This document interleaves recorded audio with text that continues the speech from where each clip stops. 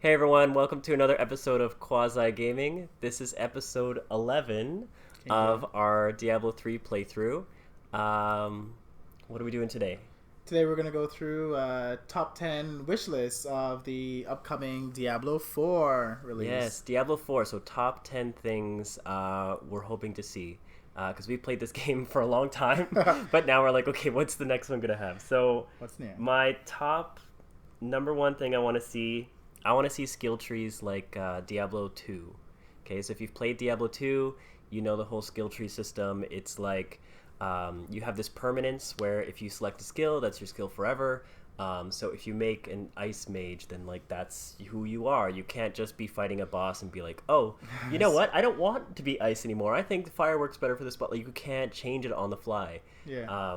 Yeah. So Diablo 3, like they let you be change your skills all the time and be creative or whatever, but it also makes every class feel the The same. Like same. every mage Yeah. is the same mage, and it doesn't matter. And there's Yeah. nothing interesting about meeting someone new online because You it's like, can't why mix aren't you it. using this build? You should be Yeah. using this build. This is the correct build. It's true. But in Diablo 2, if you met someone, they're like, oh, I'm a lightning mage. You're like, I guess we'll make this work because Yeah, like you I figure it don't. out. Yeah, like there's nothing. I like that. There's nothing else. So I think it really makes you think about I'm building this character, and because you could see her on screen, like you just choose whatever you want. It doesn't matter. Like, oh, I want this skill today, and I want this one when I level up, and it's like, well, It's just me deciding on why what can't you skills. put multiple points into the skill you want to use the whole time? Like, Totally. if I want Blessed Hammer to be amazing, why can't I just pump it up to max, right? Yeah. But this game doesn't let you do that, so you have no incentive to stick with like the same game plan. Like, there's no reason. Yeah, that's so true. I Yeah. feel there's a lot of flatness to it. Right. You really don't get to be dynamic in the same sense where you could be, like you said, a lightning mage, but maybe you want to have a different way in which you use certain skills within that build, and you don't really get that. I think it would be really cool to see that really change. Yeah. Okay. Yeah, so for our top two of our wish list would be a day or night cycle. I really think it'd be cool to give you a better concept of the passage of time.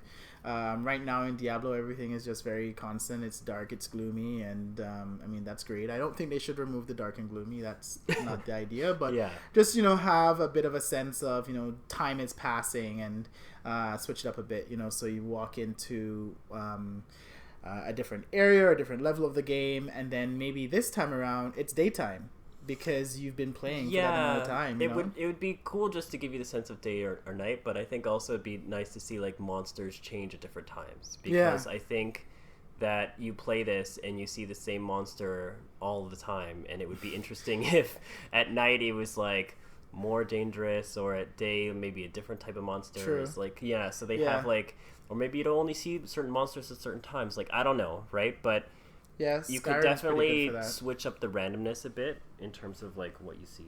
Yeah. Top 10, number 3.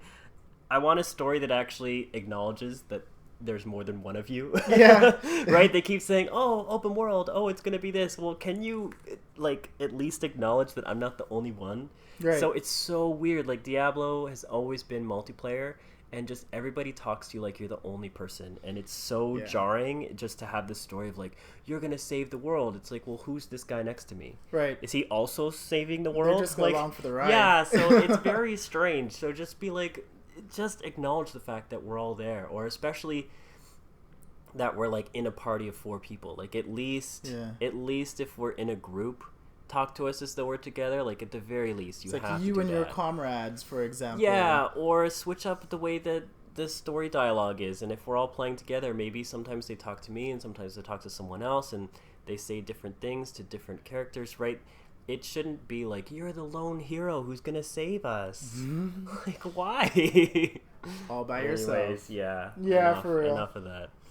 So yeah, our top 4 would be introduction of races and race-specific stats. I think it'd be really cool to have, just the idea of like an actual race set up. So, for example, Like pretty World much of everyone Warcraft? here, like a WoW or like so like for example, this you're basically all human. Yeah. You're some form of humanoid. You're Nephilim. You're Nephilim. Sure. You're a half breed of what is it, angel and devil or something? I don't know. It's where the angel has some sort of relations with a human, and then therefore you then breed a Nephilim. But yeah, some sort of a race introduction. It gives them like their own specific stats. That also will give you the opportunity to kind of play things differently. Like back to our first few points about like having a different set of skill trees. Maybe those classes or those races have different abilities that kind of pump them up a bit more. It gives them a different kind of gameplay. I think that'd be really fun. Really cool. No, it makes sense. They could sort of, bring it into the storyline because they already have this angels and demons thing. So maybe you're just on a sliding scale of angel and demon, and you get maybe different bonuses. Like, you could. There's ways to like incorporate it for sure. Number 5, my wish list is I'm tired of set items. So I know this is a weird one, but when you play Diablo 3, eventually you get to level 70. And you find a set, and like you have to play in that way, that one, right? It's like, oh, you found the set that makes Blessed Shield do like 10,000 times more damage. Well, now that's what you're doing for the rest of the game. Like it's that, and so everybody knows when you come into yeah, the game, everybody like knows the set gear. So you'll play your class, and they're like, oh, here's the 4 or 5 different sets. Like these are the only ways you can play the game now. Like this is it. Yeah. Right, so it's like, don't tell me how to do it because I was having fun doing my own thing. Like I was having fun casting this spell or that spell, and you didn't make a set that is for the spell I like. Like I prefer casting Blizzard all the time. There's no Blizzard set, so I can't cast Blizzard. It's not a thing I'm allowed to do. Whereas in Diablo 2, you kind of had more. Like if you pumped enough skills into it, you could kind of make anything work. Yeah, I'm just tired of playing according to sets. I completely agree. I think that you kind of locked in. It makes it more fun, I remember playing, I think I have more experience in like playing games like WoW, but like that's why I pull more of my references from. But like, I mean, let's look at Skyrim even. But like any of those, like you have the opportunity to kind of say, hey, I'm gonna like be like a healing spell like X level in Skyrim, and then I'm gonna like beef up my archery, or I'm gonna just do more of like any of that kind of concept is just really what that boils down to, which kind of leads us into our next one, top 6 NPC interaction bonus. So different NPC races offer new skills or mats or mounts, etc. And imagine like what being able to kind of go to a different NPC across the game, and you might like have to find them or search them or get like certain like friendship level for them to be able to even talk to them, and then you get different skills from them. You might get like a bonus to your skill. Skyrim does that very heavily, where like you might start talking to a certain group, and therefore you have better sneak attack. You might be getting a different like maybe a charisma boost. Yeah, or Fallout something. has the same sort of deal where you have to, you get incentivized to talk to people about stuff. And I think that's the weirdest thing about Diablo 3 is people say, oh, the story's amazing, but like you don't have to talk to anyone about anything, and there's no reason to talk to them. So they have all this extra dialogue of like you can talk to the blacksmith about his wife, and you can talk to this, but there's no... It impacts you nowhere. It doesn't do anything, right? So it's so strange that there's all this extra text and all this extra whatever, and like it should benefit you in some way. Right? And it just they may as well just remove it. I mean, I mean, you could literally play the game and never talk to anyone except for the blacksmith. And there's all these conversations you can ignore. Yeah, it's so true, and you just have no reason. So why is the NPC there? Really? There's so many NPCs in the first level when you go in that you can pretty much walk right by. And for the rest of the game, you never interact with them even once. So what's the point of them even being there? Really? That's true. Okay, so number 7 on the top 10. So I know some people are going to disagree, but number 7, you have to simplify the difficulty levels.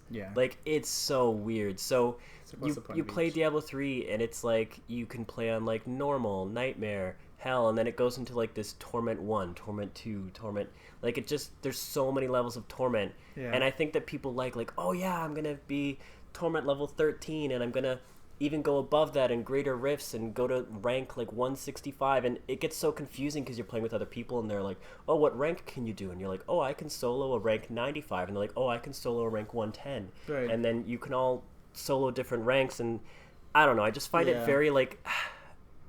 When am I done? Am I ever done? Like, is the game just forever? And what am I doing? So, what's the final rank? What does end game content look like? I just feel that the difficulty levels, like, who releases a game with 13, 15 difficulty levels? It's just so odd on some level of like, why make that choice? Like, for entry level people, it's very difficult, and it just.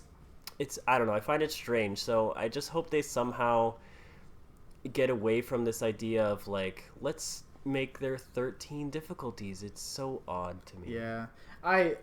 Rifts and those types of things are really confusing for me in that regard. I'm always playing them, and people jump into my game and then they're like, oh, like what level, like you said, like, are you going to do? And I'm like, I don't know. I've been kind of, making it work on this level, like, but that's based on my gameplay. And then, I go in, but then they're zooming through, and then I'm dying all over the place. And they're like, but you said you could do this. And it's like, well, yeah, when I'm pulling I can solo at a certain rate. Yeah, that's what I mean. It makes it hard to play with other people, because then your friend will be like, oh yeah, I played this game too. Okay, great. Yeah, let's play it together.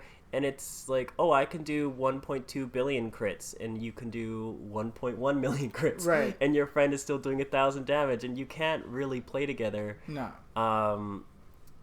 So it would be nice if there was, like, if it was simplified in some way so that there wasn't this huge gap in terms of, like, why are people who are level 70 doing millions and another is doing billions and another does trillions? It's just, the it's jump so, is ridiculous. yeah, the damage jump is so insanely high that, I think they gotta change the difficulty somehow.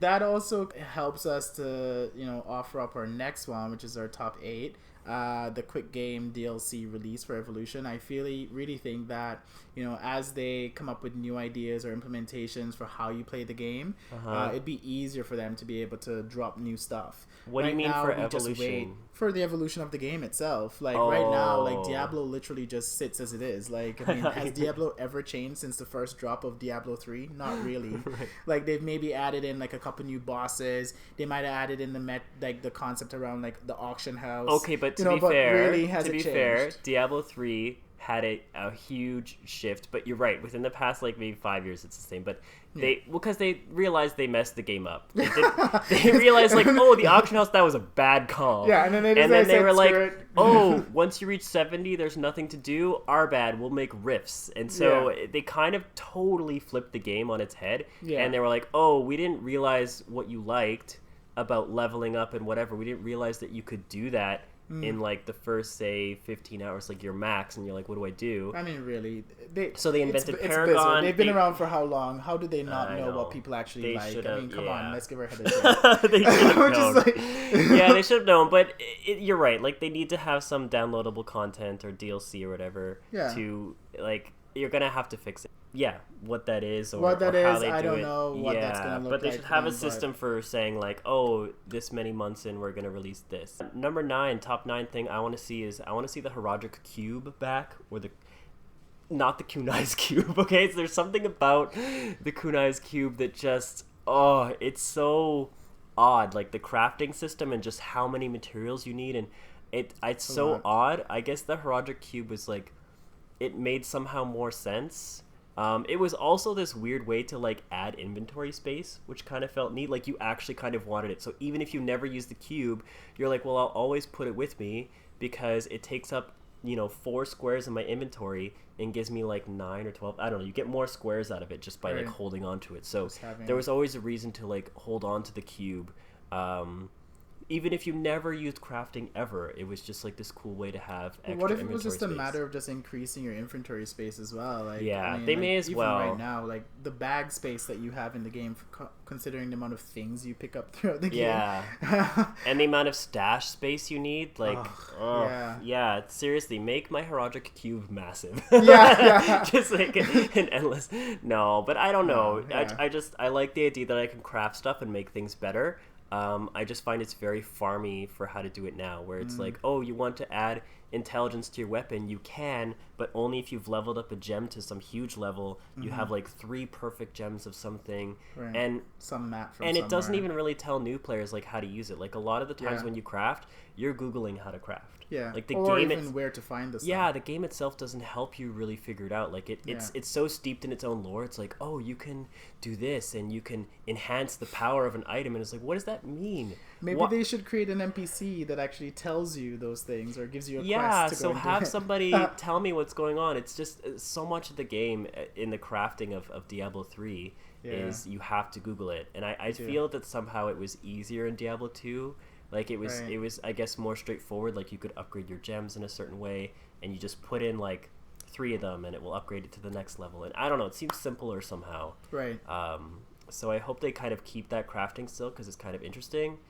But somebody in the game needs to tell me what's up. I shouldn't have to Google to know what this is gonna do. Yeah, right? It's so strange. Yeah, so then that brings us to number 10. Yes. Then that's basically what we're all about here. So it's local co-op, on console. Yeah, console, not on PC, not on please. PC. Yeah, so we're talking about more like that idea around building that experience with your friends, having fun, and having that ability to kind of like even port your characters back out and play them again on your own. And that'd be really cool. You want to be able to. You want it to be consistent. Stored on the server it between console and not console PC? and PC. No, Okay. That's a big high ask. Okay. But at least to be able to kind of finish out your console game playing with your friends, and then like you can leave and then go and play and then come back again. Like that'd be kind of cool too. You want to go on a different console or the same console? A different console, yeah. Oh. But the local co-op would be really fun. What's wrong with my house? I think. Is there something you're trying to say? I'm trying to say. Yeah. So, Do we need to? We can't do this. No. I don't know. But yeah, so that's our top 10. Top 10. That's it. Anything else to add? I think you mentioned earlier about the cow level. I think cow really level. one. Definite cow level. Didn't make the list, but honorable mention. Honorable cow mention. level, please, add it. That's it. Okay, Cool. Thank you for joining us, and next time we'll have another top 10 for you. Yeah. Hopefully, right? Give us your comments in below. Yeah, let us know what you are wishing for. Yeah. What are you wishing for? Yeah. Okay. All right, bye everyone. Bye. Hey everyone, thanks for watching. Check out our next video on the right. If you enjoyed this video, hit the like button and make sure to comment and subscribe.